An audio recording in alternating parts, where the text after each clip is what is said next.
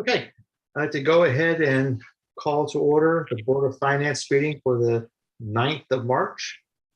Present are Paul Simons, Gary Anino, Amy Friend, Carl Johnson, Dan Smith, Winona Birding, and Sarah Nelson. I see she's popped up.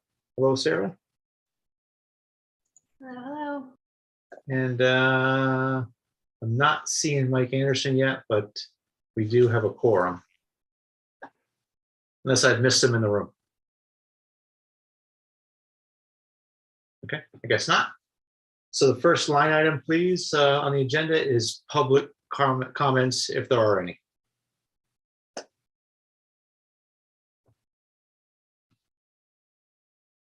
I'm not seeing hands up online. Anything in the room, Christine? We have one in the room. Okay, please go right ahead. Okay. Hi, Sally Timmons, 22 Pinecrest Road. I would like to speak in support of the Board of Education's proposed budget. After attending the administrator's presentation and reviewing the document, I feel confident that this budget represents the needs of our schools. As a parent of 2 students in North Stonington schools and an active member of the PTO, our quality of education has consistently exceeded my expectations. At the same time, I've been consistently surprised as the town has passed education budgets with small or zero increases, despite increasing costs and contractual obligations. Even when savings and efficiencies have been found, sacrifices were made in the past. Community support has helped to fill the gap at times, but ultimately it is the duty of the town to provide for the needs of our education budget. Despite limited resources, our schools continue to deliver. The past 2 years have presented new challenges almost daily. I've watched friends and families struggle with issues in their school systems. Schools closed due to staffing shortages, students without transportation, and chaotic schedule changes. Our schools have been comparatively steady and consistent, key elements to help children thrive. This is not to say it has been easy, but we have been fortunate to have good leadership. When our leaders, teachers, administrators, and Board of Ed tell us what they need to succeed, I trust them. They have surely earned that trust. We owe it to them to provide the resources that they deem essential for the very modest budget that is proposed. Thank you. Thank you very much. Still seeing nothing online. Any more comments in the room, please? No one else in the room. Great. Thank you for that. Hearing none, we'll go ahead to the next line item, which is the Board of Selectmen ARPA request. Hello, Paul. Selectman Carlson, how are you? Great. I don't want to take much of Christine Wagner's time. I kind of feel like I'm cutting into her party here, so I feel bad about that. Real quickly, 2 things happened recently. We had a community conversation in which the town overwhelmingly decided that they wanted the 1-story wing torn down. The second thing happened with the ARPA funding, that the state final decision said that we can move ARPA funds up to $10 million into a lost revenue account. And because of the PCBs and the remediation that would have to take place in the 1-story wing, we can now use money there. So as of February 24th, 2022, the Board of Selectmen voted unanimously to move $1 million from the ARPA funds over to possibly use, if the town agrees to take down the 1-story wing, to use it in that effort. A lot of people in town feel like they've already paid for that one time. It would go a long way to help the taxpayers if we could use this money for that effort. So tonight, I'm here tonight to ask the Board of Finance to approve us moving $1 million of the ARPA funding and earmark it for the ultimate demolition of the 1-story wing. We'll be going out with an RFP hopefully another week or 2 to find out what the balance of that number is. But this puts us quite a ways into making a big dent into that final number. So that's all I have on that.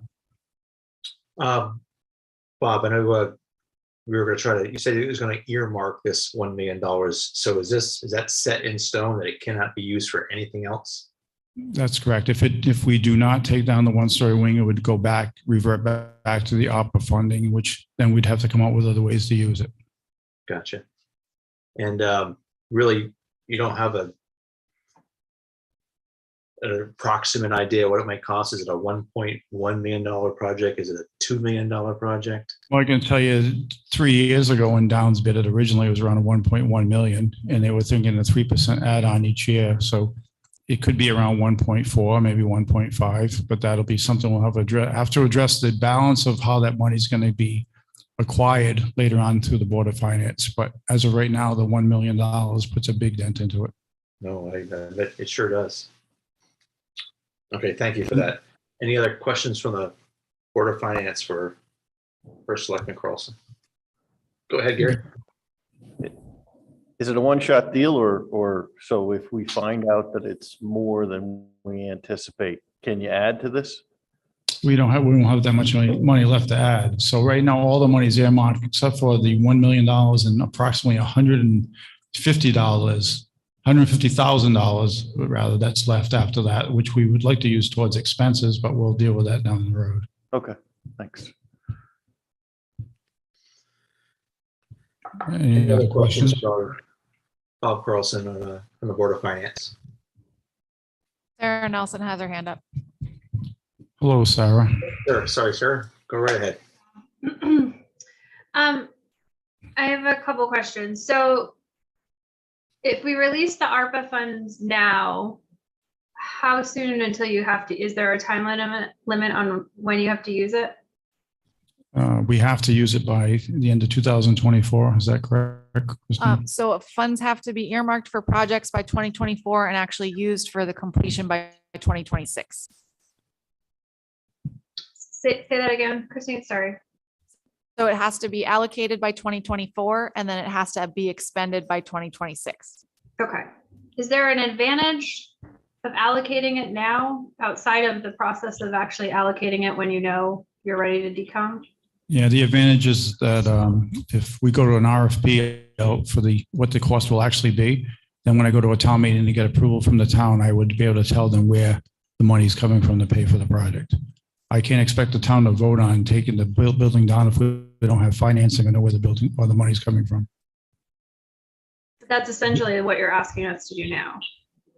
I'm Right. asking you to allow me to use $1 million towards the demolition, providing that the town agrees to take the one-story wing down. If Okay. I'm planning on this town meeting probably sometime in early April, so it makes sense to ask you now so we know where the money's coming from before I ask the town. Okay. And before the April town meeting, you'll have an RFP and you'll know what the full cost is? That's correct. Okay. And then my other question was, I unfortunately, I really wanted to, but I was not able to attend the community conversations. How many people participated in that? Just so I have an understanding of how many people sort of set Roughly this 50, I'd say agenda. around 50 people. And I would say 50? that I would say it's around 50, and the majority voted to have this one-story wing demolished. Okay. Okay. I have an opinion, but I'll hold it till further discussion. Paul. Great, thank you. Thank you. Thanks, Bob. So Bob, so it's just the portion of the one-story wing you said, yeah? No, the entire one-story wing, The entire bit. Okay. which is what was part of the original building project until it became an ad alternate. Does that include the cafeteria? And that Yeah, whole- the whole thing? the entire one-story wing, including the cafeteria. And where the Board of Ed is now, I'm sorry, the administrative offices for the school is now, and this building that you're in currently? That all stays.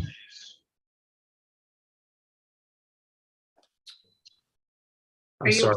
standing in a one-story building right now, or are you standing in a two-story? So we refer to, we refer to the old middle school as the one-story wing and refer to the old high school as a two-story wing.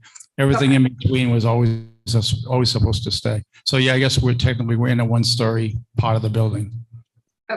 Okay, that helps. So the part, basically, when you come in the front door, everything to the left. Exactly. Okay, great. That helps me too. Thank you.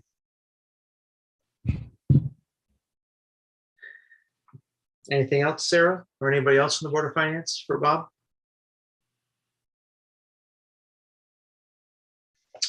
Okay, so I guess we're looking for a vote then, right, Christine?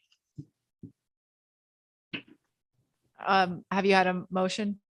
Not yet, but that will be our next steps. Bob is looking for approval from the Board of Finance tonight for this. Okay, so I'm happy to go ahead and make a motion for the earmarking $1 million for ARPA funds for a targeted use for demolition of, I'll say the one-story ring, but it's a portion of it. Do I have a second? Second. That's Dan Smith. Thank you. Any discussion before we go ahead and have a vote? I have some discussion. Oh, please go right ahead. So I completely understand why Bob would want that information before the meeting, the town meeting. I'm not really seeing a huge advantage to approving the ARPA funds before we actually see the RFP. That's the only part that makes me nervous. Is a thought maybe that we wouldn't spend it anywhere else, right? But right, no real big compelling reason to do it tonight is what you're thinking. Well, we don't know if it's 1.3, 1.5, or if it's $2 million right now. Like there's just so much going on in the world at the moment with everything, housing costs, all of it. So I mean, I could be unnecessarily concerned, but I just have without a clear line of sight personally. I mean, other folks can disagree, but personally, without a clear line of sight to where this is going to come in at, I guess my question to the rest of the board is, would it change your decision if we got back a number over a certain amount? And if the RFP came back at $2 million, would that change your decision tonight? I guess for me personally, I'm not sure that it would, because the town would still have to go vote for the other $1 million. Yeah. But I hear you. I mean, there's a lot of unknowns out there in the area, in the world these days. Oh, Winona, please go right ahead.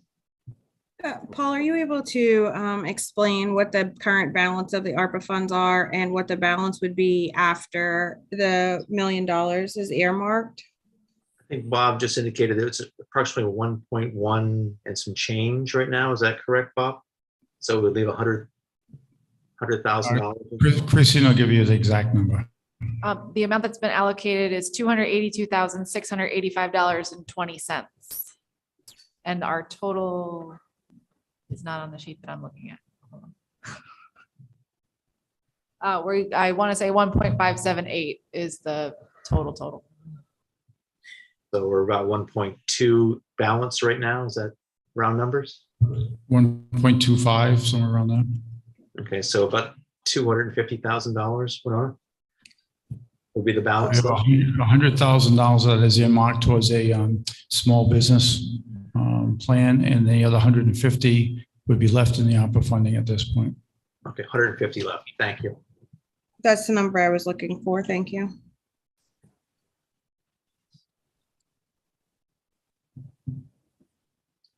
Any other thoughts or queries for Bob from the Board of Finance?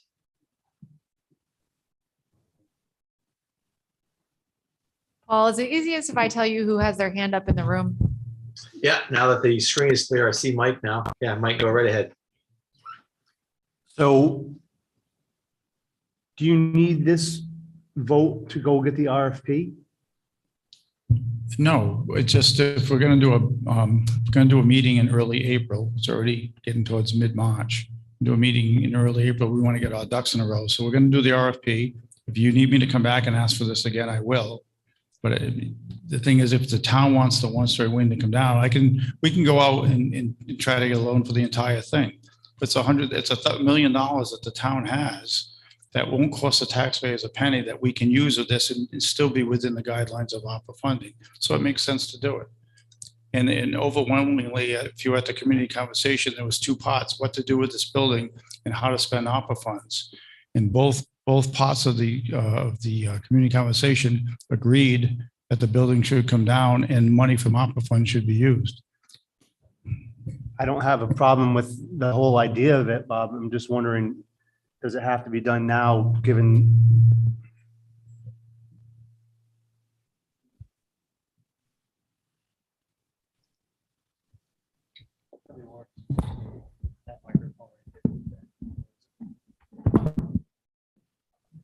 I was just wondering, is there something about making this vote that affects the RFP or any other information gathering that you can do?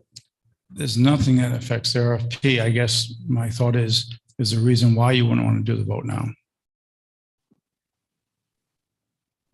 Is there something that's going to change between now and in the mid and early April that you would not want to do the vote now? I mean, the money's not spent. It's just going to be earmarked. So it's not like we,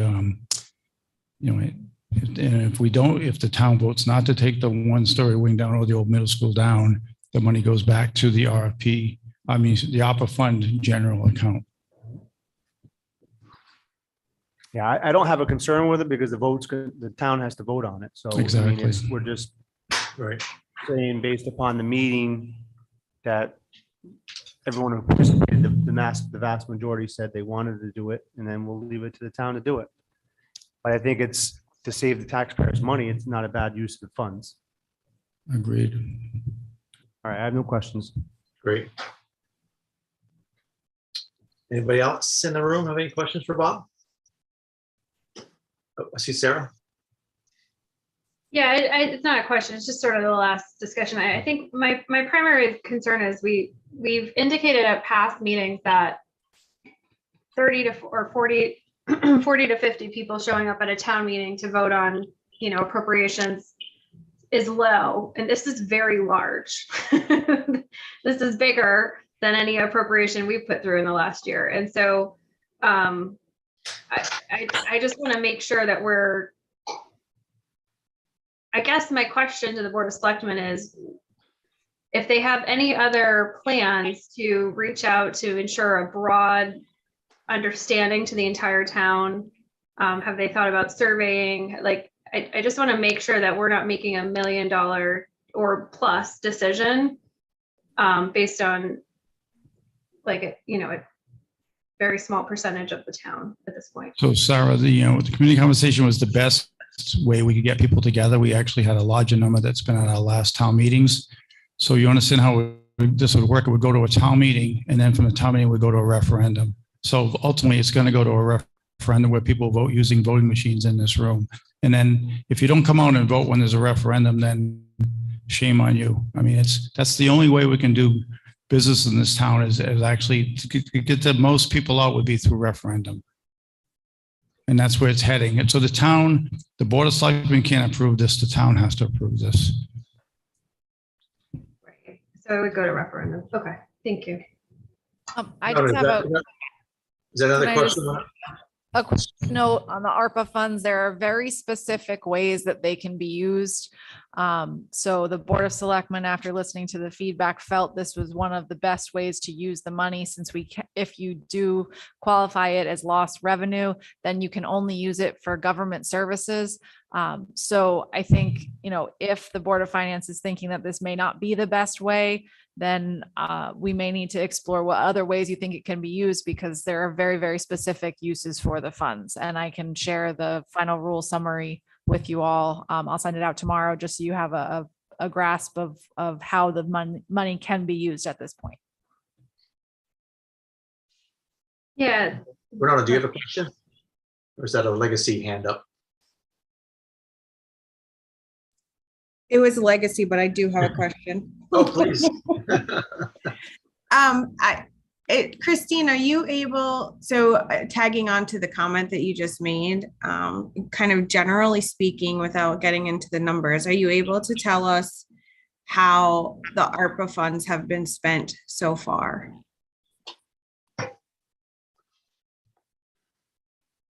Yes. So we gave additional funding to our health district for COVID-19 precautions. We gave funding to the Southeastern Connecticut Council of Governments for a planner position to help towns with how they're using the money. We gave funds to the fire company. We gave funds to the Pawcatuck Neighborhood Center. We invested in a municipal notification system. We gave money to the Cultural Coalition. We funded the technology so that we can continue to have these meetings hybrid. We funded a new hire incentive program through the economic development. We paid for more signage around town so we can keep the public notified. We gave money to the TVCCA for their senior nutrition program. We used funds for concept designs for 298 Norwich Wesley Road. We funded the community conversation to talk about how to use the ARPA funds. The most recent two were ESO software for the fire company and United Community and Family Services to offer services to the community. Thank you. I guess my thought is that if we allocate or earmark $1 million for this project, not that this project demolishing the building isn't worthwhile, but if we earmark $1 million and we're left with 250,000 for funds that will probably not get replaced in the future, the list of items that you just went through, we won't be able to fund anything similar to that in the future with the few dollars that are left. So just awareness of what it does to the actual balance.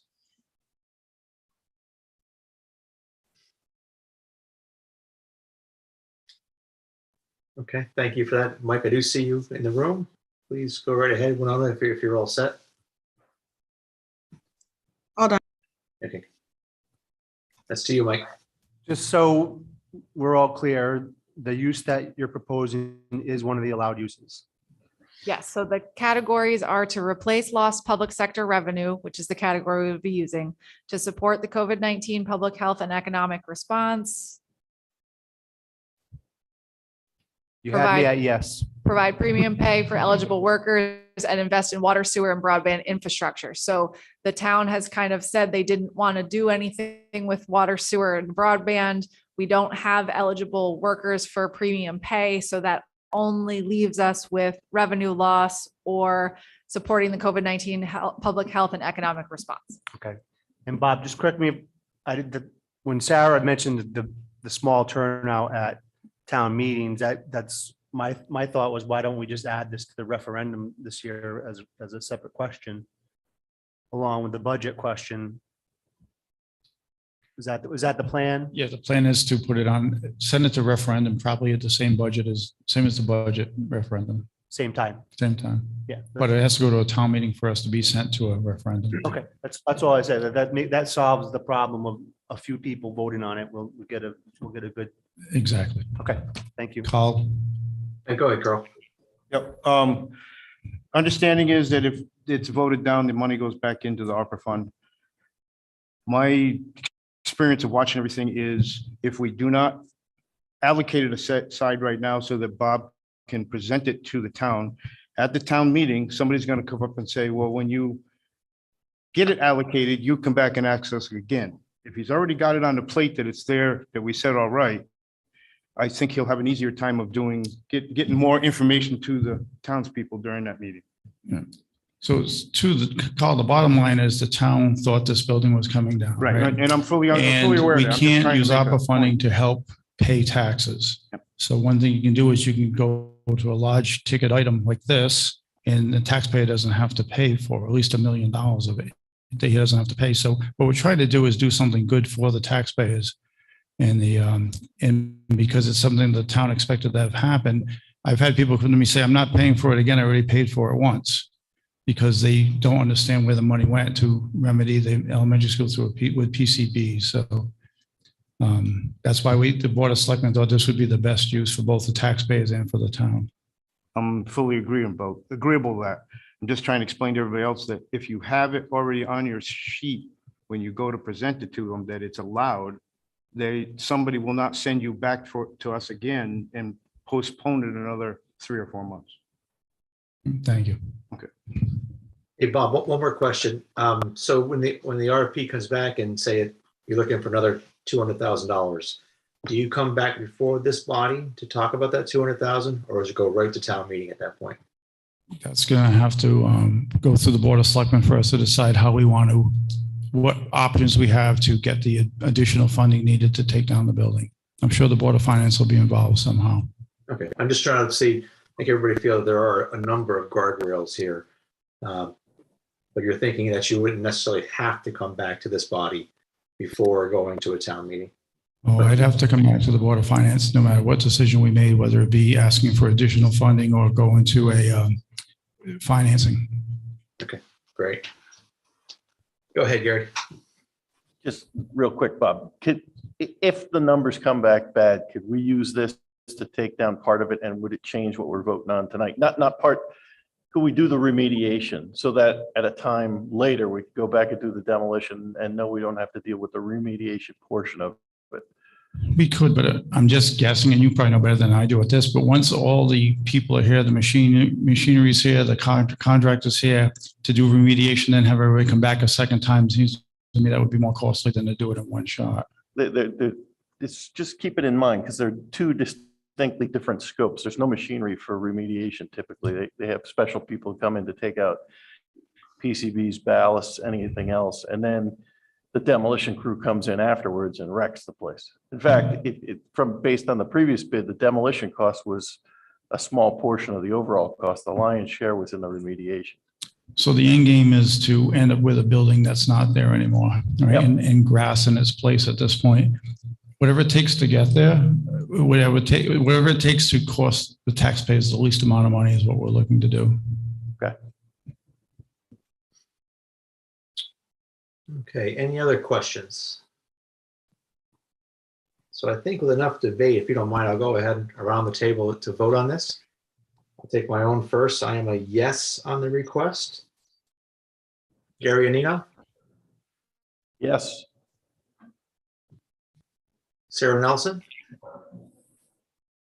I'm not comfortable voting on something that I don't have all the information on. So if we had the RFP in front of us, I would vote tonight, but I'm going to be a no. okay, very good. Carl Johnson, Yes. Carl Johnson, yes, okay. Dan Smith, Yes. Mike Anderson, Yes. and that is 6, and we have the 2 alternates. So the request passes 6-5-1, and no abstentions. Thank you for that. Next line item, Board of Selectmen, Bob again, Board of Selectmen transfer request. So I'm going to defer to Christine because I think she'll get to this much quicker than I just did. Thank you, Bob. Okay, so we are bringing forward a request on behalf of the Economic Development Commission to move $1,500 for staff support for the Economic Development Commission from P15.00, which is operating expenses for EDC, to P15.02 Consulting Economic Development Coordinator. They're looking for a person that would work 3 to 5 hours a week. This would get them until the end of the current fiscal year. This is something that is funded in the upcoming budget proposal. And this would almost be like a test of that position. It's a per diem position. So again, 3 to 5 hours a week, not looking for a full-time or benefited or anything, just a couple hours a week. And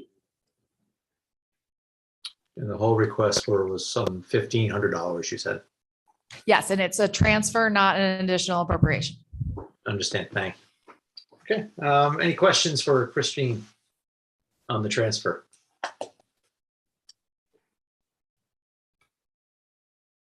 Okay, hearing none. Do I have a motion? I have a question. Sorry, I couldn't get my virtual hand up. Sorry. What happens if the full position next year isn't funded? Then this would just be funded in the current year, and then it wouldn't be funded next year. Okay. That's all my questions, Paul. Sorry. Thank you. Great, no, thank you. Any other questions for Christine? Just what was the line? It's $1,500 from B15.00 to B15.02.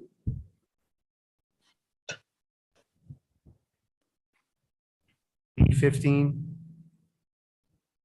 15.00 to 15.02. So it's all staying within the Economic Development Department. I move to authorize the transfer of $1,500 from line item B 1500 to B 15.02. Second. Great, thank you, Dan. Mike? Any further discussion? Okay, all in favor of the transfer that Mike has risen, say aye. Aye. Aye. Aye. Anyone against, say nay. The motion passes 6-0, and no abstentions, sorry. The motion passes 6-0-0. Thank you. Okay. The next bit on the agenda is the Board of Education budget by Christine Wagner. I just wanted to say a couple things before we started with Christine's discussion tonight, probably for the newer board members, that we treat the Board of Education budget somewhat differently than the Board of Selectmen in that we don't have any line item authority to describe how that money is spent. So we do have the bottom line discretion, but line items are up to Christine and her team entirely. So I just wanted to say when we're hearing it tonight, we can certainly ask questions of lines, and I'm sure she'll be happy to answer, but when it comes time to make those real decisions, that'll be up to Christine and her group. Christine Wagner, if you're ready, I think we are. Okay, thank you. I'll try to make it fairly brief tonight. Everybody has a copy. And it was sent out to you, I think, Friday, so hopefully you've had a chance to look it over. So in looking at the budget, can you guys hear me okay? Feedback is weird. Okay. I think it's really important that we take a look back, first of all, at how we got to this year's budget, because there were a lot of things that were cut out of this year's budget, and we had a big discussion about what has to come back in. And then, as you're all aware, I'm sure as you've been going through our financial statements, the most recent one that you've gone through is December, more than likely. You'll see a pretty large shortage in the special education line item. You can go to the next slide. Thanks, Christine. So when we reallocated last year to get to the budget ask, we took $270,000 out of the budget ask last year. We were able to do some purchasing at year end from general funds. You'll remember we took out instructional supply. We marked it down to 0. We had some ESSER 2 funds that we were able to reallocate some of those cuts.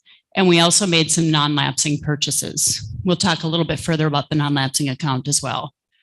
We've really been trying with the non-lapsing account to use that for one-time purchases, where in the past, before we had the non-lapsing account, we always had to put those in the budget, which then it would increase our bottom line each year. So we've been really trying to make a good list of what purchases we need to make as one time and doing those in the non-lapsing account. Our special education shortfall so far, 21-22 is $300,000. And I think if you guys will recall, when we talked about the budget last year, Sue had brought her budget forward, explaining that she fully anticipated these expenses coming to fruition, but because we didn't know for sure and we were optimistic, we cut them out of the budget so we could get a budget passed. They have fully come to fruition. So we're short. Now, it's just to be aware of that. But there's good news, so don't get too worried. So then the non-lapsing expenditures brings us to that balance of $319,000. Anticipated expenses right now that we've approved is to put some money back into the North Stonington Elementary School Computer Lab, giving us a full balance on the non-lapsing account currently at $292,426. Okay. We can, this one, that's just the detail of those reallocations. We can skip past that for now. We can come back to it if you guys want to look at more line item. One thing that we're finding in this year's budget, and it's going to carry over to the budget we're proposing, is we've had a significant savings in our health insurance. And by significant, I think we're at, Deb, you can maybe tell me the number exactly, but I think we're well over $250,000 in savings on health insurance. So our hope is that we can reallocate that this year to help offset the expense of that special ed increase. so that we don't have to come back to you and ask. Well, and what really happens is with the special ed, that it isn't really an ask, it's a requirement that the town pays it. So we're really trying hard to cover that this year, if at all possible. When we came up with the budget baseline for this year, with our contractual obligations, we came up with a increase or a total budget of $14,633,467, resulting in a 2.48% increase. We are using ESSER 3 grant money, just like you were talking about the ESSER money for the town. We've spent it on a math interventionist at Wheeler and North Stonington Elementary. We have a reading specialist, a kindergarten paraprofessional, program supervisor stipends were moved out of this year's budget and put into that, and special education at each school with mental health, PD, and everything we can do to kind of bring kids along from the gap that we experienced during COVID. We can go to the next slide. You can skip these two. All right, I'll come back to those. They're in your budget sheet, but I just had them in this presentation so that if we start having discussion and the community wants to see it, we can pull that screen up. So our proposed increase this year is instructional supplies. Like I said last time, we zeroed those out last year. We have to have just instructional supplies. We have transportation and increased fuel costs. Those were a little bit lower due to COVID. Utilities obviously are going up even more probably than when we started putting this budget in place, knowing what's going on with fuel, but we don't know how long that will last. We are needing to continue to fund our Chromebook one-to-one program. We have to have that in as a line item every single year, or that program will not work. And then the big increase you'll see here is the special education. We are again seeing savings in the health insurance anticipated this year. So if you back out the special ed, our increase ask is really 1.18. And if we take into consideration the tuition that we're bringing in, and I know we don't get to use it, but I think that it needs to have discussion. I think we'd at least like some courtesy to realize that we are supporting programs for those students. That money is coming into the town. If we were able to use it, we would actually be seeing a 0.377% increase in this year's budget. You can go to the next slide. We've had a lot of changes in the district in the last 2 years. It started with a new assistant principal at the high school. We just appointed our superintendent tonight, so that's really exciting. Mr. Troy Hopkins is joining us. It's bittersweet because we're saying goodbye to Peter Nero after 10 years. He's brought us a really long ways. We've got a new special ed director, associate principal coming on board. She's starting, has she already started technically, Peter? I think. We have a brand new facilities director. We're still anticipating more changes coming forward, reviewing and reallocating with our business manager position, and our administrative assistant is leaving at the end of the year. We're also doing a full review of our IT department. So there's a lot going on staff-wise. And what we're realizing, as I think the rest of the country is realizing, is that people are demanding more money than what they were demanding 3 years ago, 4 years ago, 5 years ago. But we've been able to work within all of those changes and still come out with the budget that's in front of you today. So we're pretty happy with where we've ended up. And we've got a really great team in place to take this district to the next level. So we're really, really excited about it. We can go to the next slide. You can see here the changes to the budget. These are the cuts that we made from our first round of looking at the budget, and they're on the last page of your packet. We took $3,500 out of advertising. We're minimizing what we do in the paper. You have to put in a small advertisement always in the paper for staffing, but we're moving most of it to Indeed, so it should save us. We took some program supervisors out and moved it into grant funding. Those were one-year positions, so we were able to move it into our ESSER account. We need to put mulch down on our playgrounds. So we've put that in as a line item, and we'll have to continue that year after year. We are looking to increase our website coordination stipend. We did look at going to a new software for the website. And while it was a great program, we didn't think that we could facilitate the cost at this time. It was about $30,000, give or take, so for each implementing and then year after year. So we want to try to just look at our current website and see if there's something we can do there instead. We are increasing our professional development for our teachers by $13,000. Right now, that was a zeroed out line item, and it's really, really critical that those teachers have the development that they need to give our students the very best of themselves. We had a little bit, we're anticipating leaving the administrative assistant line the same as it is now because we don't know what that position is going to look like. We did include Apple Track is a hiring software that all districts use. We were still using a paper system, so we've gone to that. We put that into the non-lapsing account. The other one is Final Say. We removed that because we're not going to move forward with it. That was the web page. We had some benefit reduction from the initial budget that was proposed to us. Our new superintendent's not taking benefits. And Infinite Visions, we were fortunate enough to share some of that cost with the town, so we reduced that as well. So that's where our initial reduction came to get you to the budget that you have in front of you now. Okay, I can go to the next page. This is our budget summary. You guys see it every year. You know where the distribution is. I don't really feel like I've talked that to death, but again, our overall impact is 2.48%. We've actually seen benefits decreasing, employee benefits. You'll see that's a big number there, $393,000. So that's that's saving us on the required increases that we're going to see with special ed and putting some of our expenses back in. We do anticipate that continuing.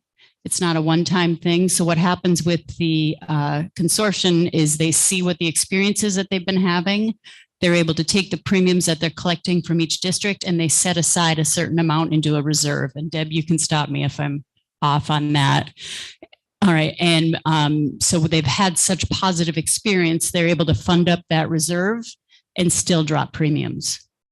And they anticipate that lasting for us. They don't, they are projecting maybe a 1, 2, 3% increase as is normal with health insurance, but nothing too drastic. We shouldn't see this number jump back up to this magnitude next year.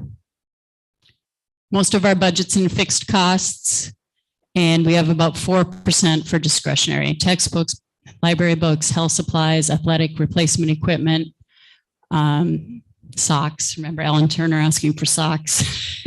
So it goes down to the very little. And expenses and new equipment.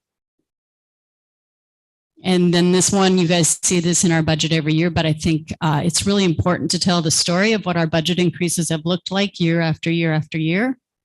You all know what our contractual increases typically look like. And, we've maintained a really awesome school district with what we have. I think we should be really proud of where we're going. Our future is very bright here. People are coming here to go to school here. But I don't want to be amiss on that. People are not sending their kids here just for the ability to play athletics or just for the small town feel. They also need robust programming. They need a good education when they come, and we need to be able to compete. Right now, we're able to do that, but programming is going to need to get amped up at some point. So I like to be a little bit more visionary than just where are we at this year. And I'm hoping you guys do the same when you're having your conversations throughout the year. But that's kind of where we're at right now. Questions? Thank you, Christine. And I agree. You do have an awesome school system that you're running there. I appreciate the work you've done on this budget. It looks like you guys have spent a lot of time on it. Nicely done. Thank you. I do have a question, though. There was a slide you had there about staffing changes. Is that to say that you've added staff this year, or no? Those are replacement positions that were already in place that we've had turnover in. Okay, so are your numbers about the same from the administrators down through it's teachers and custodial staff and everything, or is that a number of staff? or the salary? The numbers, the number, head Yeah. count. Yeah, head count's the same. Okay, great.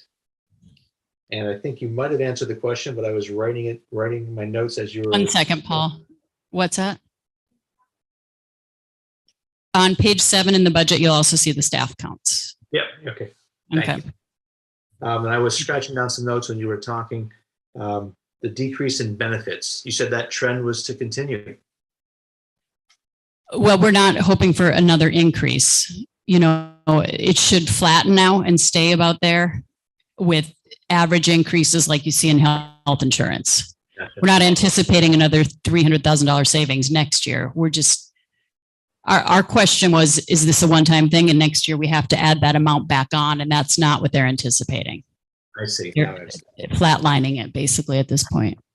Great, thank you. Yep. That's all I had right now. I'll leave it to the rest of the Board of Finance to have some question. Mike Anderson. Thank you, Paul. Thank you, Christine. Thank you to your board for all you do. Thank you.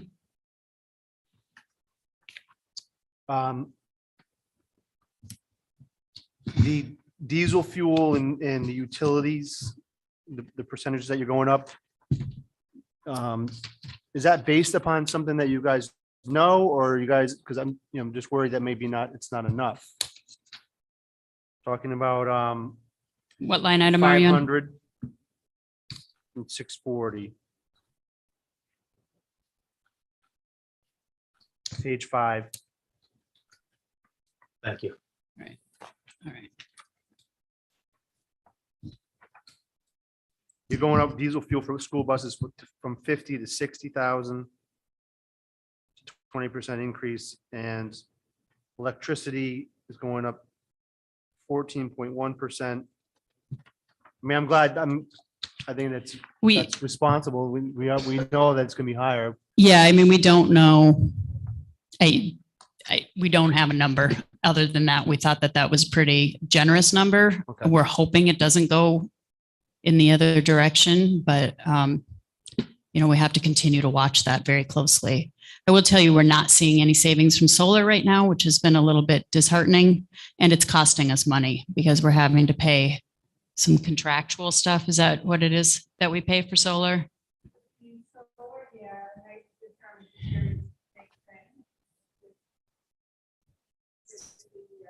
Is that somebody speaking from the audience? It's Deb. She's going to go to the microphone. It's Deb. That one's not on. You'll have to use this one. So to answer Mike's question first, those are based on where we're trending currently and the anticipated increases in utilities and the increase in diesel fuel. Yeah, do you think, my question was, is it enough? Well, we're hopeful that it's enough and that what we're seeing this past week especially doesn't continue at the rate that it is. Unfortunately, forecasting further into it based on where we're currently trending over the past week, it'd be probably irresponsible for us to do it based on these types of increases over every other day. Okay. But as for the solar, we're receiving invoices first that we really never anticipated, weren't part of the presentation originally. So I think in order to forecast next year, what we had to do is take a look at where we are currently trending.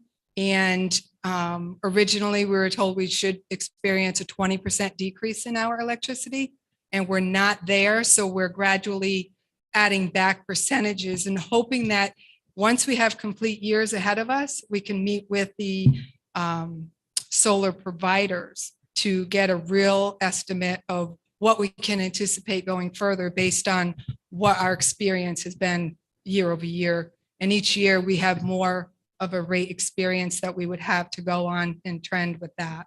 Do you purchase the electricity from the panels? Is that the it's sold back to Eversource. Go ahead, So Christine. what it is we get the, for the Center for Emergency Services and for the school buildings, we have power that's generated by the panels on our buildings. So we pay a discounted rate for that power. And that's the separate invoices that we get Right, directly from right. the solar. You're buying the power from the solar panels themselves at a specific rate. Right. And then we have the other electricity that we're buying directly from You have two Eversource. bills, basically one from the solar company and one from Eversource. Exactly. However, But you do the put money. reduction in Eversource has not outweighed what the expense has been for us to purchase from solar. Yeah. Okay. I'm kind of concerned about the same thing. I just got solar and I'm like, No. well, I'm just hopefully gonna it's balance worth each other out or not.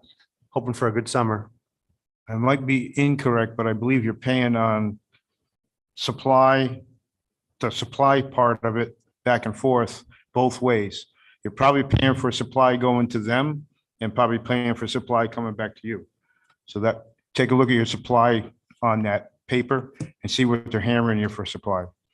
That's probably where the increase is. Okay. Thank you. I had another question, Paul. Please, Mike, go right ahead.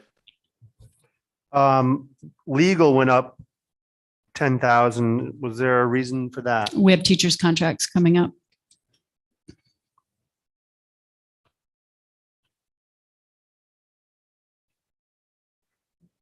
What are out of district workshops?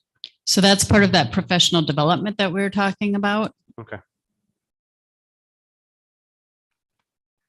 Right? Is that the right line item for that, Deb? Okay. All right.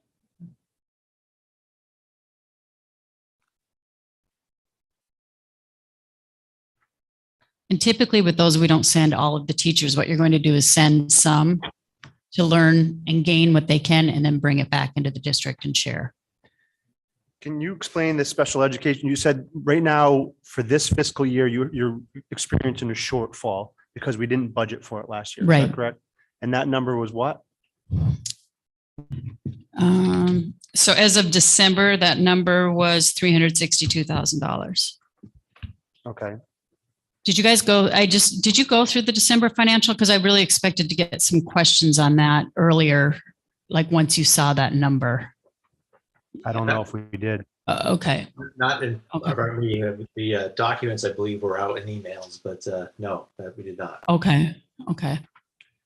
So, and you're taking care of that with some of your own ARPA funds? No, we're taking care, we can't use our ARPA funds for that. We are taking care of it with a general fund right now, savings from health insurance if we can. Okay. And there's no guarantee. We don't know how the year's going to end out, but we're anticipating being able to cover Okay. that. And my related question is, so for the increase for next year in special education is, I lost it.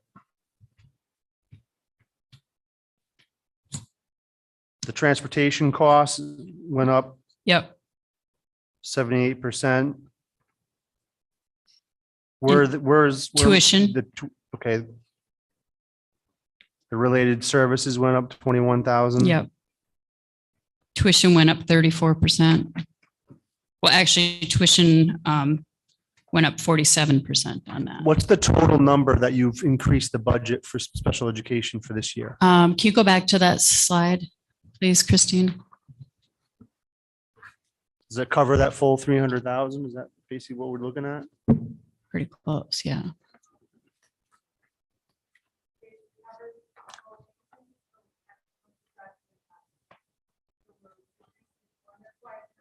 It's 186,636. On top of, No, it's in, that's it. it's inside this budget. Okay. Yeah. And so if you take that out, if you were looking at that and saying, what's your actual operating budget increase? It's 1.18%.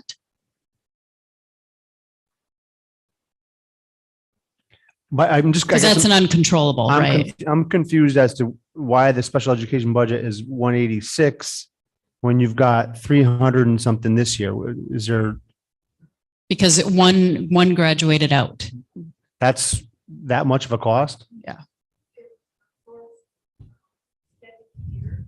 Can you come over here and just, so you, Please. the audience can,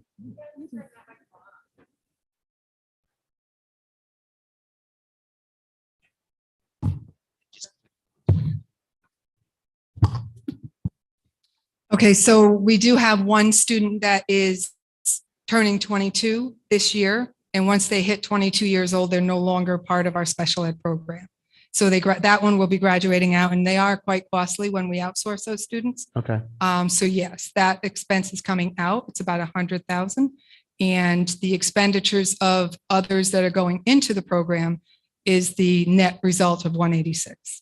Okay. Okay. So we're solid on the budget for next year. We Yes. haven't skimped out on anything that No. that you run into an actual problem. Right. Got it. No, we do have others that are being put forward to be evaluated, because as this year and the prior year have shown that we do have some students that may qualify. struggling. Mhm. Exactly. So they're being evaluated. So from now through June, there could be changes coming down the pike, but we're hoping that it won't be something that requires us to outsource and do an expense. I mean, it might be something that we have to add to our budget, a part-time or an additional body to Okay. cover the needs. All right. Thanks, All right, Ted. Thanks. Stay close.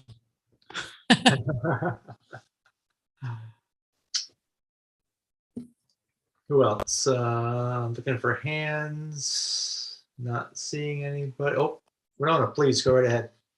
So I guess I wasn't part of the board last year, so I'm not familiar with the history of the Board of Education and the special ed budget that was cut. So can you give me the elevator speech to kind of catch me up on that, please?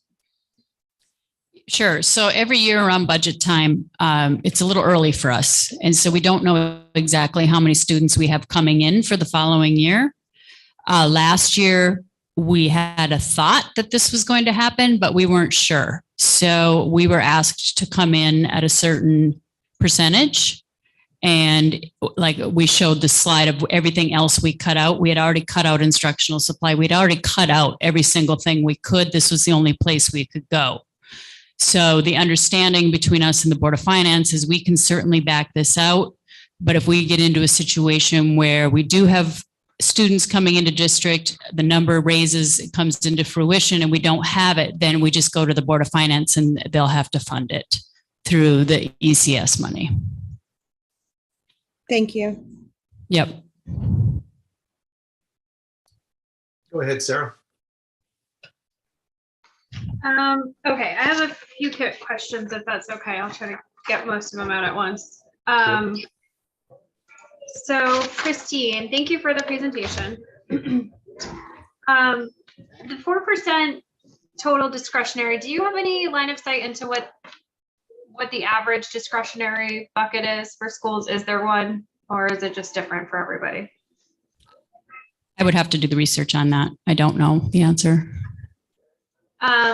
Okay, I assume it's probably varies widely. It's probably similar, but I'd be estimating or guessing. So yeah, that was something the library shared with us, in terms of like how much the town typically supports public libraries to help us understand like frame of reference in terms of what they're at. So I'm just curious for discretionary. I mean, every district goes through this kind of budgeting struggle a little bit. So usually it's contractual that drives your budget. Yeah. So, okay. So the line 220 textbooks. Yes. You have something exciting plans? I'm sorry, I'm looking at December's financial. Just hold on a second. Yeah, textbooks. That is exciting, isn't it? Yeah. Let's see. Do you remember which textbooks they were that we were buying this year? There were. So we have a program that we are putting into place at the high school. It's required from the programs for NEAS. I'm sorry. Right. And there's an additional one at the elementary school that we're also bringing in. You'll probably remember about 4 years ago that we purchased 3 years of textbooks at the elementary school. This is to replenish what we need to do to move forward in that same program. Is this like, you cut out for a second, is it the math program? The math at the elementary school and if you give an opportunity to Kristen St. Germain, the principal at Wheeler, she could provide more on the textbooks at the high school. Yeah, it's actually a science program, and it's a textbook and an online, so it's both. It's a science program that aligns to the NGSS standards, which we did work really hard with NEAS to align the high school. Now we're bringing it down to the 2 grade levels in the middle school. Awesome. Thank you. Okay. Rob, did you want to answer to that as well? Mr. Salino? Sure. Yeah. So at the elementary school, the textbooks that we're purchasing are mathematics. So at our K1 level, it is the Engage New York program, and at the upper elementary, it's the replenishing of our Envision Math, which are consumable books. Yes. Okay. That makes sense. I was wondering. Okay. Thank you, Mr. Salino, and thank you, Kristen. I apologize. I can't remember your last name, but I just see Kristen's iPad on your. St. Germain. St. Germain. Thank you. No worries. All right. I yield my questions for now. Thank you. Great. Mike, go right ahead. Christine, on the staff changes slide, can you bring that up again?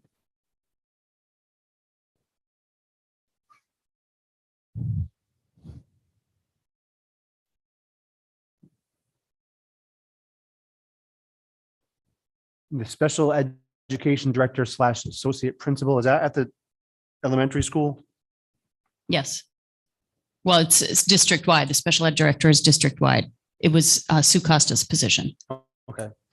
So I'm just wondering that the decrease in the salaries, that because did you replace that with the other person got a lesser? A little bit lesser. Yeah. Okay.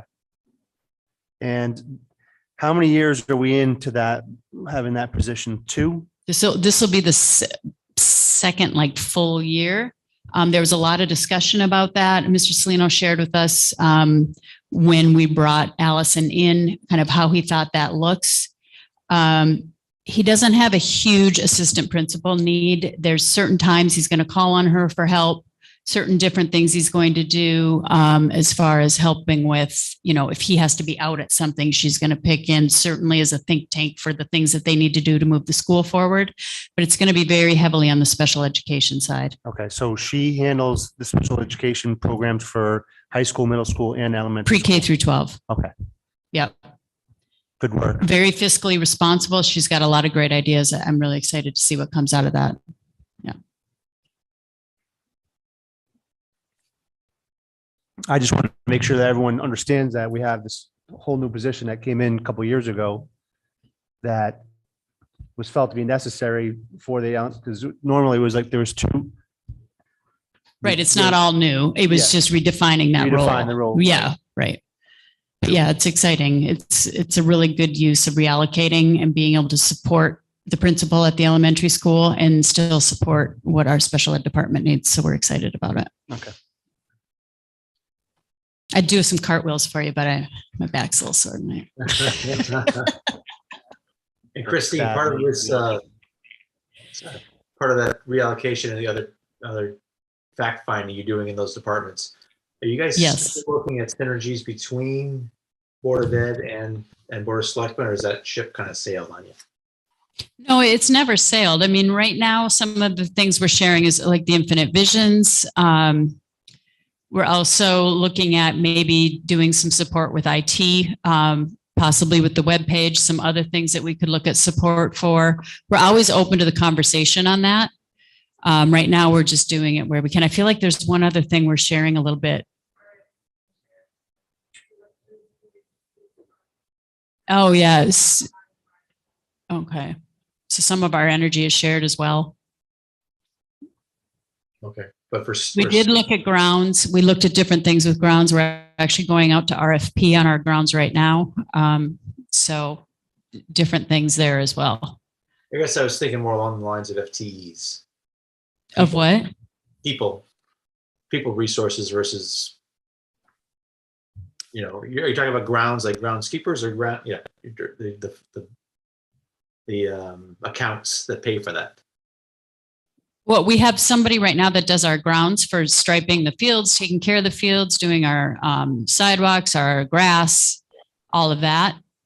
We've talked to the town about, maybe they take part of that over as a kind of a shared resource, but then they'd have to hire somebody to do it. So it's basically just transferring the debt from one side to the other. So what we're looking at is what are we paying for that? And is there another way to do it? And actually going out to RFP on that. Okay. Okay, thank you. Yep. Sarah, is that a new hand up? Yes, yeah. I saw Mike raising his hand. I didn't want him to have to hold it up there for too long, so I held it temporarily. Okay, so I might need a little education on what I'm in the packet that you shared, Christine, what I'm looking at. So when I look at it's pages 5 and 6, the Board of Education budgets, 2 pages. And then pages 7 and 8 also looks like a budget, but one totals to 11,954,000, and then pages 7 and 8 total to the 14, closer to the number you had on your slide. The contractual 11,954,878 is our contractual obligation. The 22-23 proposed is 14,624,67, and that should match the proposed number on the 3rd page of the budget that you're talking about, the 14,624,87. Okay. So you're saying so pages 5 and 6 are highlighting our contractual obligations? No, only the bottom. There's a little asterisk, and then there's that 11,954. If you look up from that asterisk on page 6, you'll see totals. Thank you. The only reason we attach the sheets behind is we like to show you what we actually did a few years prior instead of just comparing to just last year. I see. Okay. Okay. That helps. Thank you. Yep. So I had a question about, it looks like line item 730/1230, purchased equipment. $2,500 from 21-22 up to 44,000 for this year. So that's the Chromebooks. That's the Chromebooks. Okay. Yeah, we have a 1-to-1 program. So each year we have to replace Chromebooks for the freshmen. When they come in, they all are assigned a Chromebook, and they keep that Chromebook with them the entire 4 years. So we started the program 2 years ago. Isn't that what that is? It is. Okay. So we started that program about 2 years ago. So what we've done with the seniors and probably with the juniors as well is they're not going to keep their Chromebooks. Obviously, they have some life left in them. So we will take those back when they leave. But moving forward, that student will have that Chromebook for 4 years, and then it basically becomes obsolete at the end of that 4 years. Thank you. Gotcha. And if I remember correctly, we purchased those with like that was COVID money originally, or part of it, state funding because of COVID, something like that. I don't think so. When we went to the 1-to-1 program 2 years ago, she wants to know how we purchased those. We went into the non-lapsing account for that first round, I think. Okay. Portion of it was provided by the state. Okay. And but because we had purchased some already, we gave them the net amount that we needed to make it whole as a district. So 100.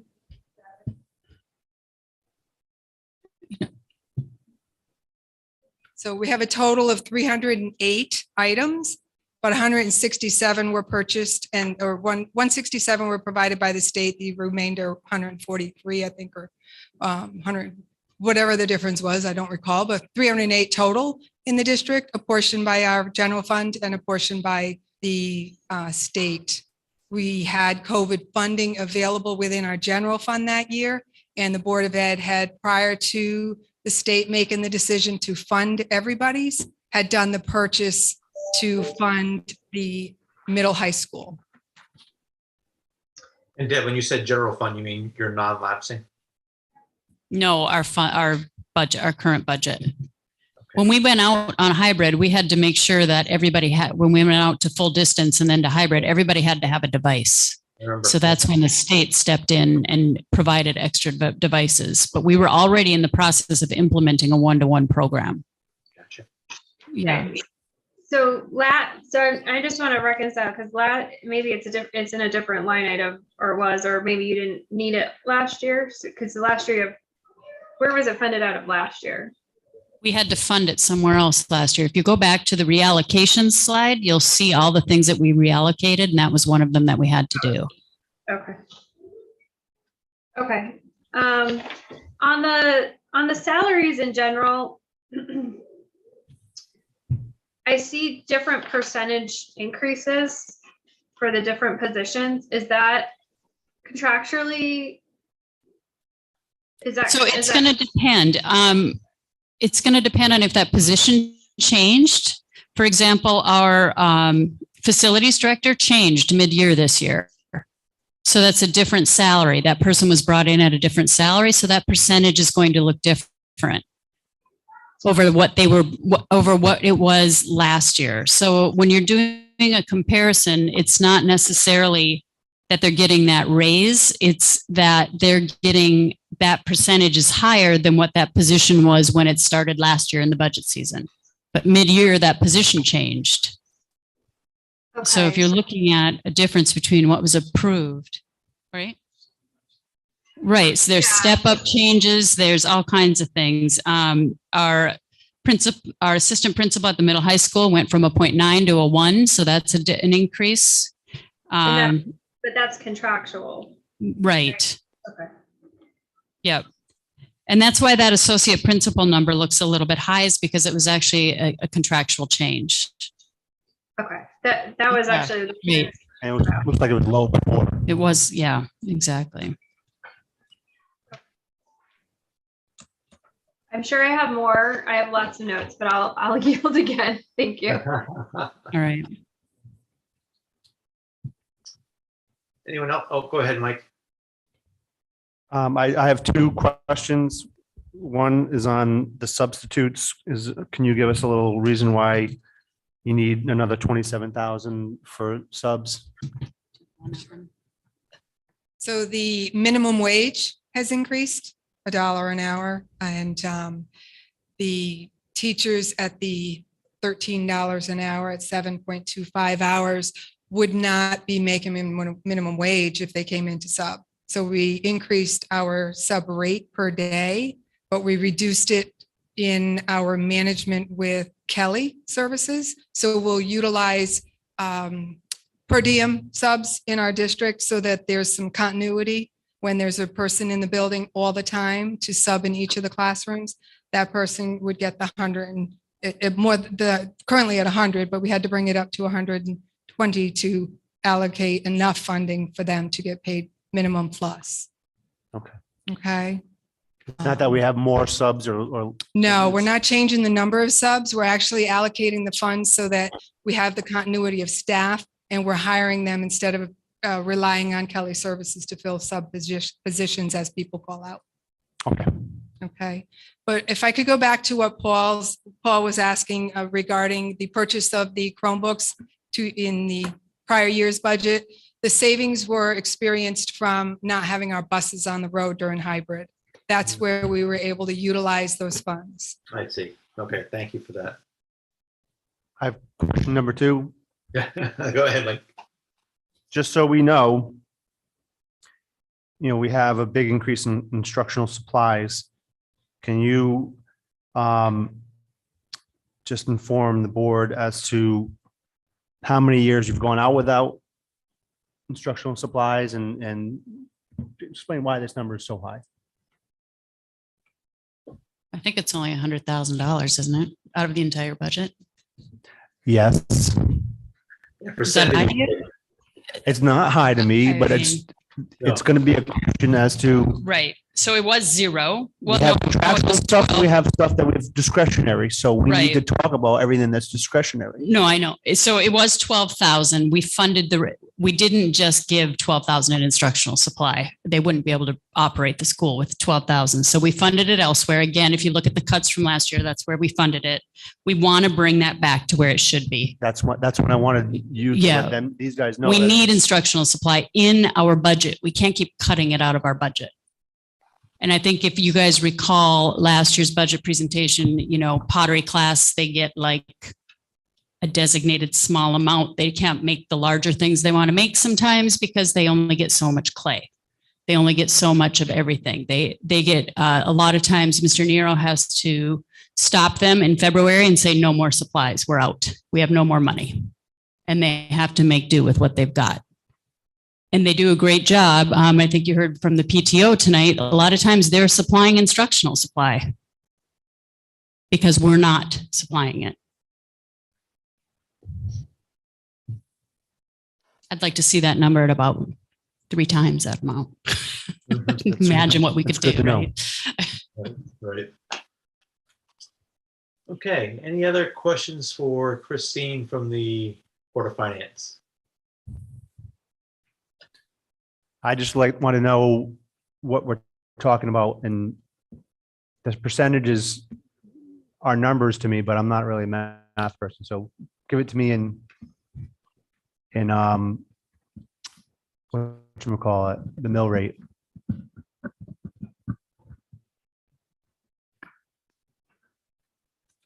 So you're asking Christine D to do a calculation for us? Is that what you're asking? Please. I just need to double check a couple things. So did the number change? Is it still 14,633,467 or did that change?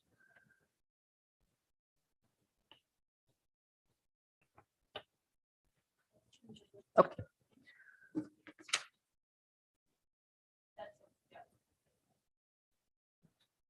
$2.48 increase.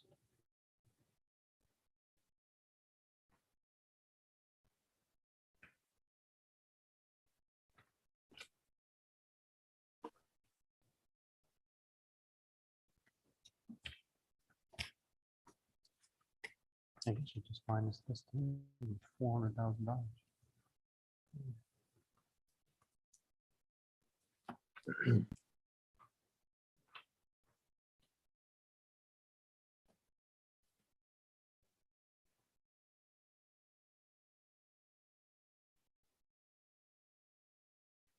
Probably like 2/3 of a mil.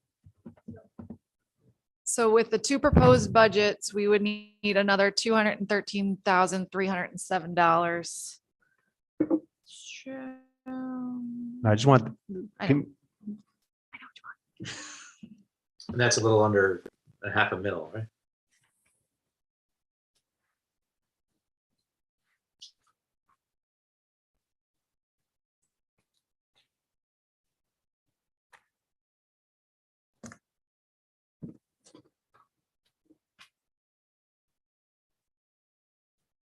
Just give me 1 second because my No, take your time, take your time. So yeah, Mike, I think a mil now is what? 597,000? Is that right? something like that, yeah. Yeah. What'd you say, 570? 97, but again, Christine would certainly correct me.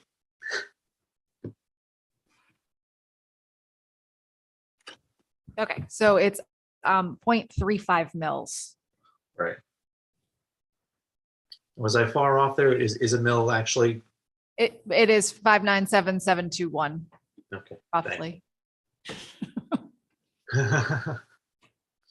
And this So it was, looks like the Board of Education budget at 2.48% is $354 and 354,746 higher than it was last year. Correct. And that's 0.59 mils higher.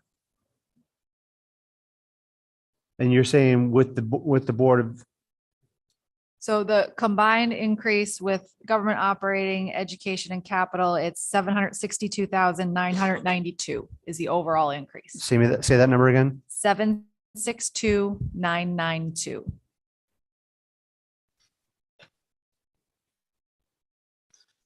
That's And what's your- government, That's government, capital. capital, education, and there's no increase in redemption of debt. Right, right.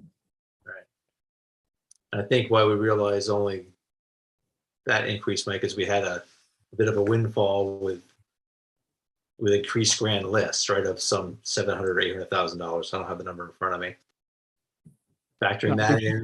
She's talking about the overall change, Paul, is 762,992. It's whether, we're not even talking about revenue at this point. Right, that's the Right. total increase in the budget. Right, total increase in the budget.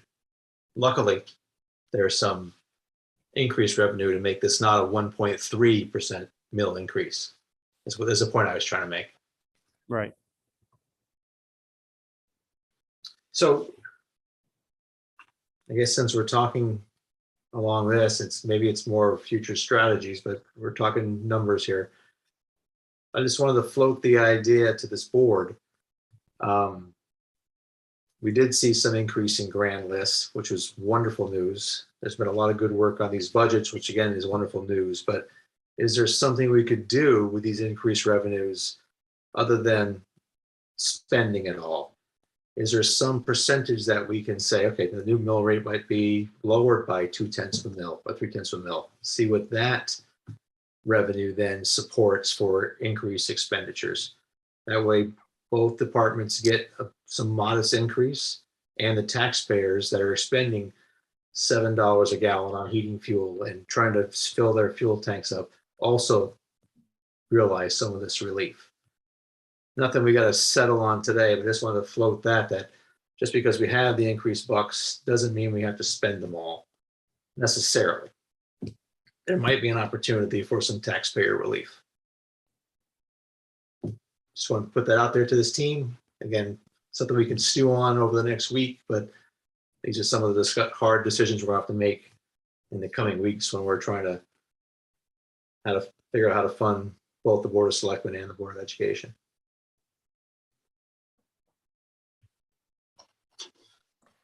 Okay.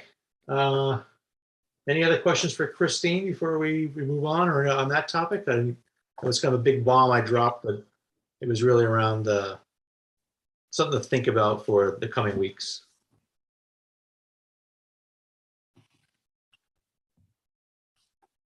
Okay, wonderful. Christine, thank you very, very much, both Christines, for crushing those numbers for us and presenting tonight. Have a great night. I see you waving. Yep, bye, thanks.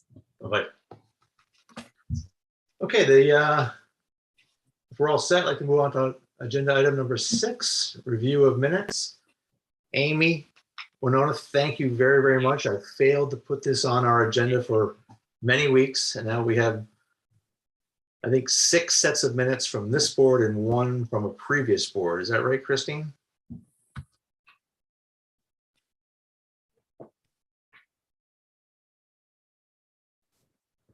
Yes, that is correct. Yeah, I'm sorry. No, I was just trying to pull it up. So hopefully everybody's had time to take a peek at those.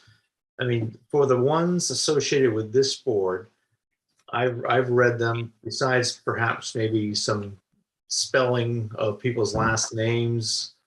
I didn't see anything that was needed to be changed, and wanted to hear from you folks.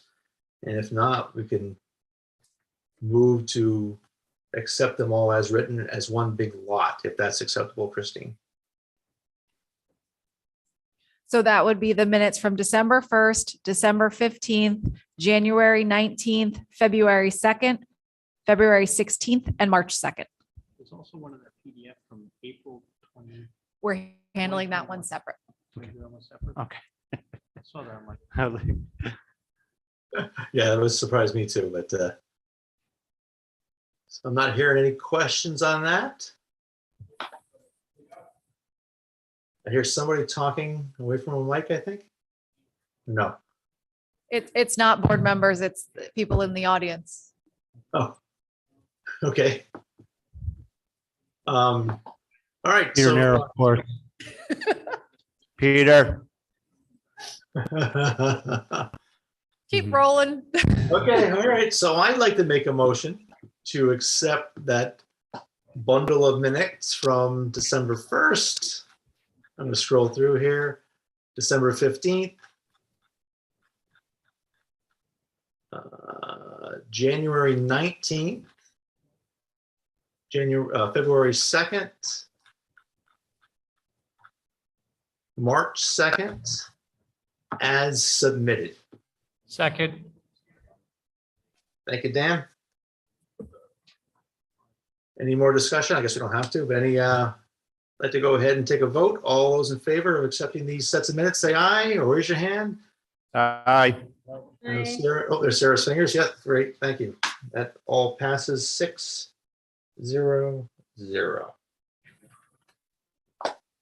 Okay, so there is one set of minutes, and I'm not even sure if we have enough of us from the old.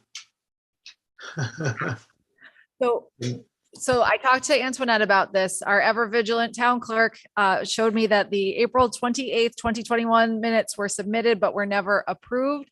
It was an oversight. They were submitted by former chairperson Dan Spring. So all you would need to do is to note that the approval was, it was an oversight that they weren't approved. And you would just, as a board, make a motion to approve them as submitted by former chairperson.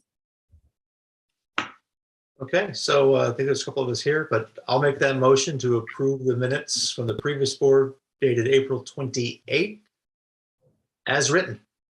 Second. Thank you again, Dan. All in favor? Aye. 1, 2, 3, 4, 5, 6.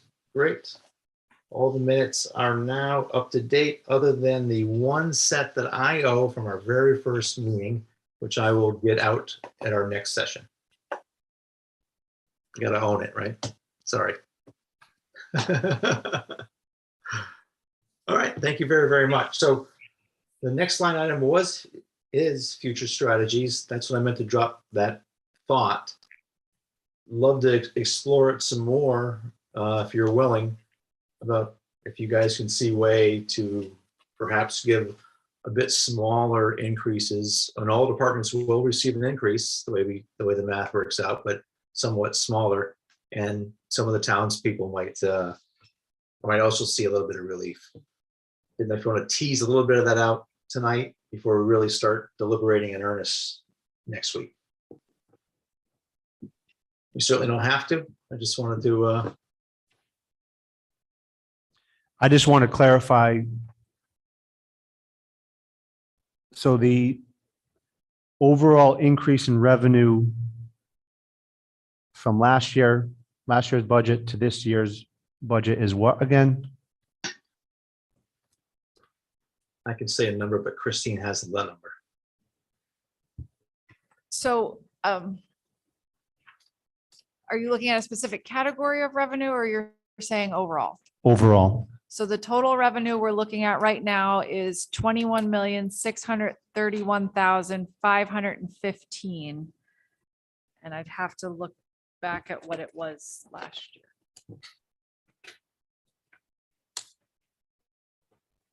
And in the current budget, it's 20,887,831. So the delta on that is.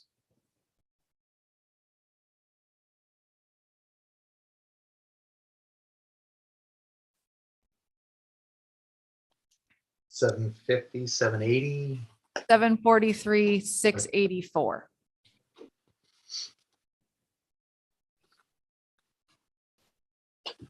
Which was a great uptick on grand lists, that's for sure. Didn't quite outweigh what the operating budgets were looking to increase, but certainly went a long way. But perhaps there's a compromise in there somewhere for us all.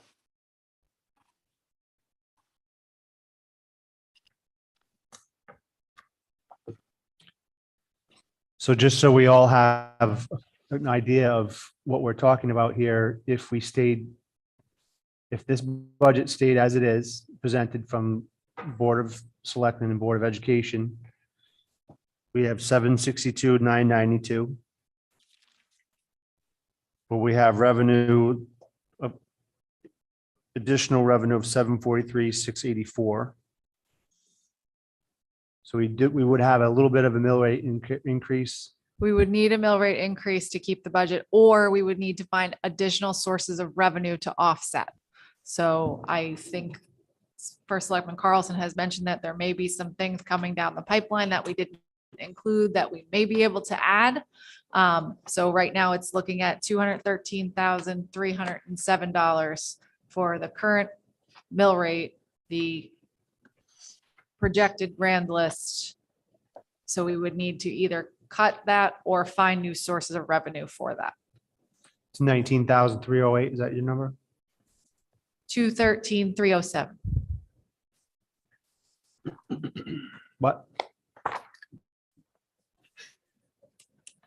So we're looking at lots of different numbers. So the number right now is for the 28.6 mill rate, current grand list, project the budgets that were presented by the two parties. We are short right now, 213,307.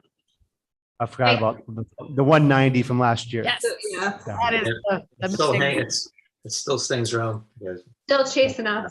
It's like a bad smell. It's still around here. So Christine, can you repeat that the 200 number again? Sorry. Yep, it's 213,307. 213,307. What was the limit from last year that we were short? 190 what? 193,999. And we have 19,308 of a shortfall this year if we had it, the budgets as presented. So the total of that is 213,307.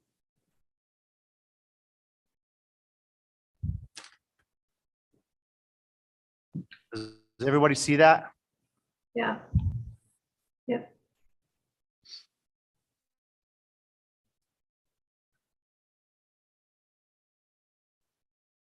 And I think these are the only numbers that we should be looking at. Any kind of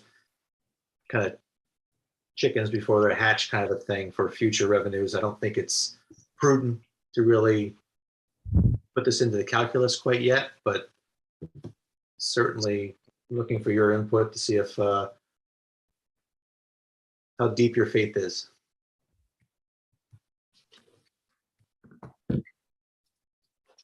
Okay.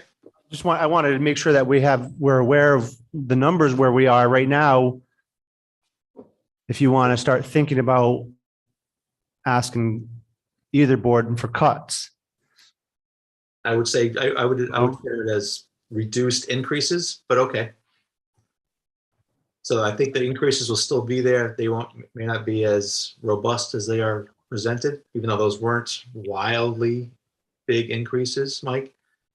They were increases, but perhaps there's some middle ground between taxpayers, education, and selectmen to all share in this bit of a windfall.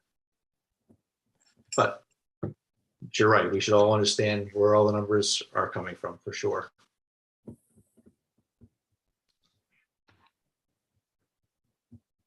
Winona, your hand, yes.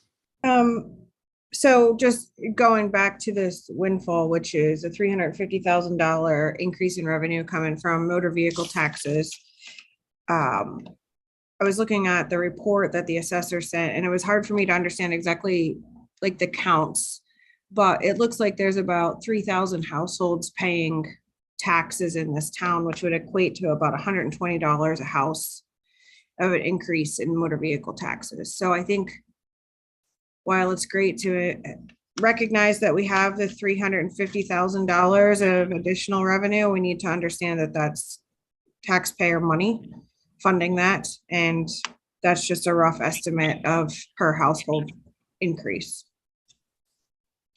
Yes, no, I agree. Even without a mill rate increase, people are going to see increase lighter wallets. That's an accurate way to say that, but you're right. We're all paying more taxes without increasing the mill rate. We're all still paying more in taxes. And I think we just need to be transparent about that with the townspeople so that if we are able to keep the mill rate the same, somehow they understand that that doesn't mean that their tax bills are going to look the same. Fair point and 100% accurate for sure. Thank you for that. Anybody else in the room for future strategies before we call for adjournment? Can't tell, Mike, if you're just stretching or if that's your hand up. You're kind of in the distance there now. This is my, I'm contemplating pose. Okay, we'll give Mike a moment to contemplate before we ask for it. So I just want everyone to see that 213,307 is a 0.36 mil increase as we stand. 0.36 mil.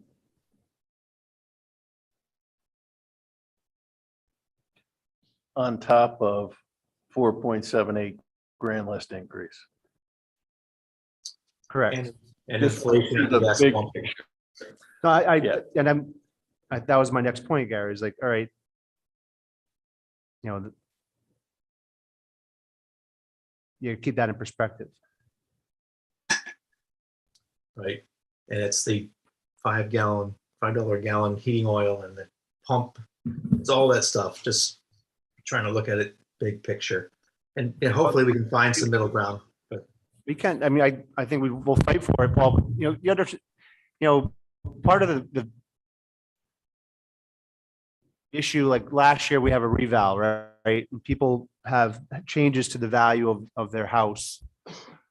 And it doesn't feel warm and fuzzy, because it's not translated into dollars in your pocket, but you did increase the value of your home.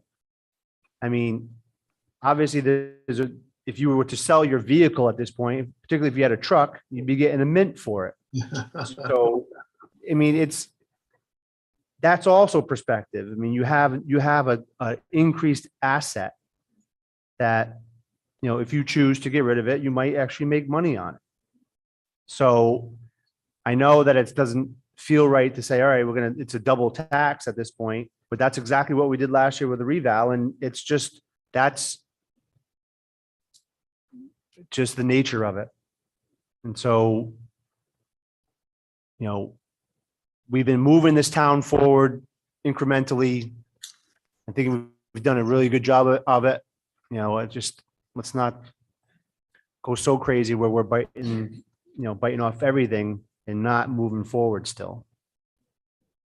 no, I think that's fair. I mean, there are certainly some paper gains for home prices and truck prices.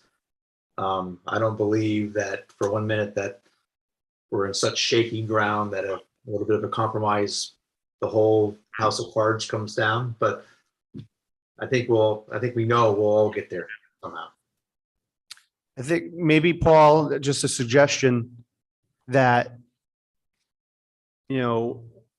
we look at both budgets with an eye towards saying, all right, is it possible to remove $213,000 from both budgets as a total? And then talk about it. I mean, and what would that look like? Right. Do we have an estimated budget? Do we have no instructional materials? Do we have, no textbooks? We have to decide, go through these budgets and say, where are you going to find $213,000 so the mill rate doesn't move? Right. And I think those are the hard chats for sure. I think, Give us focus. Sorry, who's that speaking? sorry, I cut in. I didn't mean to interrupt you No, guys. I think Mike's thoughts are right. We're talking about the same thing, Mike. Maybe that number might differ between you and I, but I think that's exactly the conversation I was looking for this board to have. Sorry, Sharon, go ahead. Yeah, so normally we have like, I think actually the state statute dictates when we have to give a response to the Board of Ed. But if folks are feeling like, if the board generally is in agreement that minimally we would want to not increase the mill rate, I don't think it's unreasonable to maybe, I think we have to give guidance on what percentage we think Board of Selectmen should reduce versus Board of Ed, because they're two wildly different budgets, right, in size of the 213. So if you wanted to just do, for example, if you wanted to say 3/4 of the 213 is Board of Ed, and then the other 50,000 is 60,000 is select. Like we should give guidance if we're going to ask. And I don't think it's unfair to say what, like, don't go hack your budget, but just give us an overview of what you would have to do if you had to cut it to that point. So it's more like a model, like just asking for what the model would look like if we went flat. If we want to go deeper than flat, then it's the same 2 steps, but we have to figure out as a team whether it's deeper than flat. I think, but I think ideally we should do it sooner rather than later. Like, it'd be really nice to say, love your budget, Christine, totally agree with everything that's in it, which I do believe, but we don't think it's going to be palatable to the taxpayer right now to have an increase, given that the revenue increase is already on taxes that we're paying. So what does your budget look like? What do you cut out if you have to remove X amount of dollars? And let's just get the conversation happening sooner rather than later, because it doesn't mean we're going to definitely cut it by that much, but it's hard for us to make an informed decision without knowing where the cuts are going to come from. No, I think you're right. I'm not sure if that's something we're going to do tonight, but again, I just floating this idea. I probably cut you guys all flat-footed. I just wanted to, maybe if the tax increase was 760, maybe we spend half of it on increases and not, or something. I mean, I don't know what the number is. I just wanted everybody to stew on it and I don't want to knee jerk this thing, but certainly I think after next week's meeting, we should be able to give clear guidance about what we plan on giving each department for their expenditures. I just think we know how this goes, right? So I'd love to get ahead of the cycle. So do you think one week we can't agree on where we want to be from a percentage wise now, but if what's going to happen is everyone will come back and say these are the cuts, and then there'll be the public conversation about what definitely can't be cut or not cut, and then everybody comes back for round 3 and then maybe a round 4 of their budget. So I don't know that there's a huge value pushing it off another week, other than it's 8:45 and everybody's maybe a little tired, but yeah, we all wake up in a few hours. Yeah, I mean, because I really haven't thought through what that is too. I like to absorb it some more. I think everybody on the board would. How much of that budget increase do we want to spend on increases, knowing that we're in not a town is in a difficult spot, but I'll go back to the heating oil and the fuel pump and everything else we're spending a lot of monies on. And with keeping it at 28.6, people are still getting a tax increase just because their goods are worth more, which is a grand thing, Mike, you're right, but they're still emptying out their wallet. Winona, please go ahead. So I have a question for the veterans that have been through this. Whenever you guys take budgets to the townspeople, what do they care more about, mill rate or actual dollars? I think we talk about it, and Mike and Sarah, the senior statesmen with me. It's really mill rate we talk about, right? You guys agree with that? And people think about the mill rate. Yeah. Yeah, it's about what their actual tax increase is going to be, if any. Paul, I just had one. Go ahead. I'm sorry, Sarah. Go ahead. Yeah, I agree with you. Mill rate. So I can't tell Mike Anderson your tax bill is going to be $400 more now, right? So the mill rate allows folks to be able to calculate what their rate increase will be. So they care about the mill rate. I think we've gone up. I mean, every year. So if we had one year where we were flat, that would be amazing. I just have a comment on Sarah's comment. Paul, please. I know you said, you're comparing the government budget to the education budget, and the size of it is obviously is different.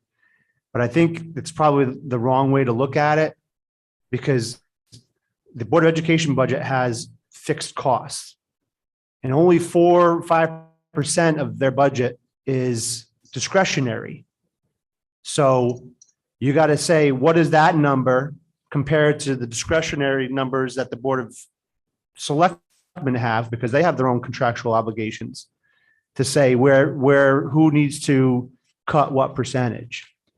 So I think maybe if that, while we're looking at all this stuff here and trying to see, where could these guys come up with $213,000, we might need to ask them, what's the percentage of discretionary money in each budget? Yeah. Because that's what.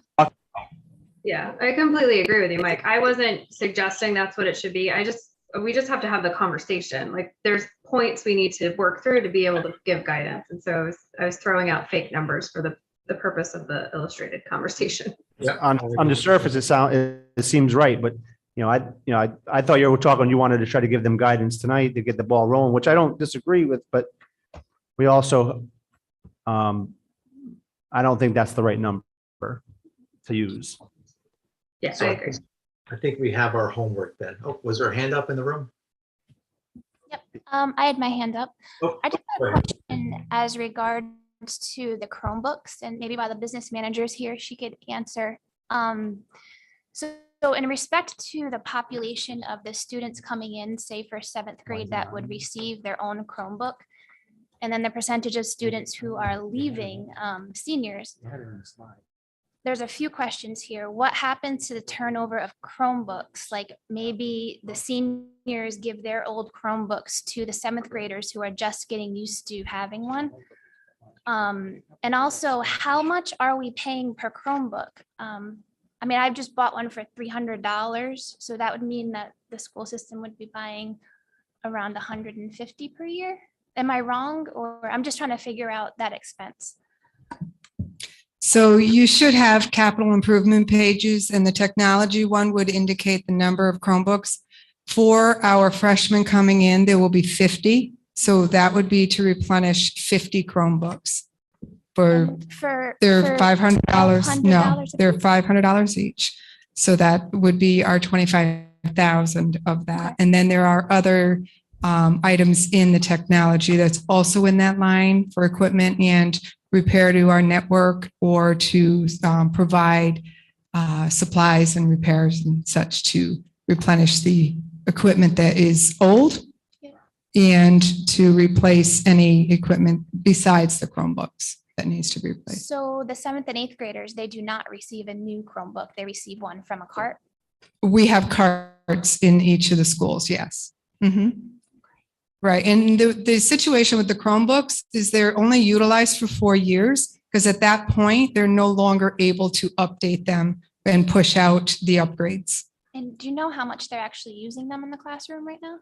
Currently, they're using them on a daily basis in the high school, because they are trying to make it so that it would be seamless if the students had to go out for hybrid again. Thank you. You're welcome. Was there a slide in the Board of Ed for the RESA account, what they plan on using, what they have spent in the previous year, and what they plan on spending this year out of the RESA account?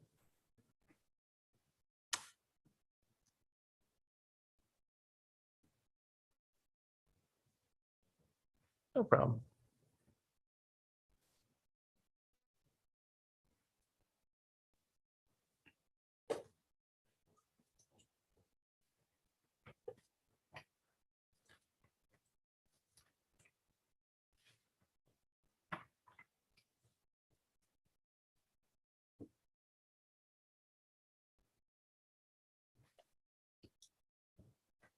Okay, so according to this, they've spent 94,125, or have allocated that in this year.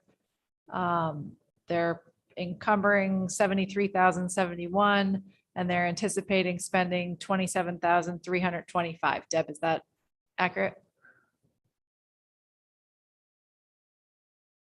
The 27,325 was actually approved by the board previously in July and August last year, when we were looking to reallocate the funds. They put that money aside and approved it. Unfortunately, with COVID, because of the chip shortage, we haven't been able to get the supplies we need for the lab. So we've moved forward with putting that order in again and canceling the original order so that we could get it in through a different vendor. We're working on that piece. So that has been allocated already, but not spent. So Deb, was that included in the 94,125 that was allocated as part of fiscal year 22? No, those are funds that were already, those were already out there. So So if this budget passes as is, there will be 292, which say 292,000 in that account. that would be our balance currently in the non-lapsing account, right? We're not looking to allocate any of that until we know where this budget is going. What will be the balance after the budget's passed? That currently is where we are. The board has not approved any additional spending of that account yet.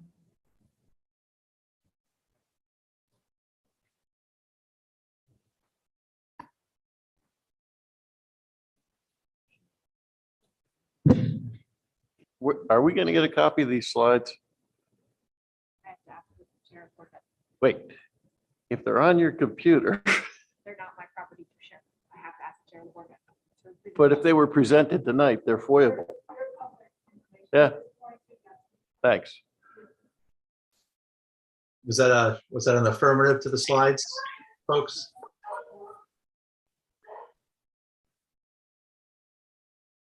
Did Gary, did you get resolution to your question? I'm sorry, I didn't hear. Yep, we're all set. The slides are coming to you, to us. That's what I heard. Okay, I didn't, but I want to make sure that's, okay, Deb, great. will you be sending them? No, So just, Jeff, are you I'm- gonna wait. send them? That's all I need to know. Okay. I'm confused now, Paul. Okay, go ahead. Christine, you have the slides. You were running the presentation, so technically they're in your possession. I have to, chain of command, I have to ask the chair of the Board of Ed if I am allowed to share them. That is the process I have to follow. They're not the Board of Selectmen's. I'm confused. So I'm good. Thanks, Paul. All right, thank you, Gary. All right, so I would suggest this, we have all up a little homework. I mean, is there a number that this board is comfortable with, reducing some of these increases to something palatable? And if so, how might that division of those savings of the increased expenditures be across the two boards? Not asking for an answer, but that's kind of what we should be thinking about over the next 6 nights.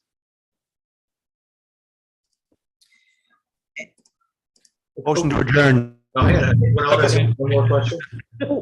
Well, wait, sorry, I have one question. Just to be clear that on the Board of Ed budget, I think, Paul, you started the meeting with this, that the Board of Finance does not have authority to request line item reductions, just an overall reduction. Is that correct?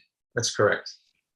But with all of the budget that was submitted by the Board of Selectmen, we do have that capability? Also correct. Okay, thank you. That's by, Winona, that's by state statute. Understood. I just wanted to make sure that I was clear on that. Thank you. No, thank you. Mike, did you have a motion? Second. Okay. Thank you all. Everybody's voting yes. I see a lot of hands waving. Have a great night. Thanks for a great meeting. We'll talk again in 6 days. Good night.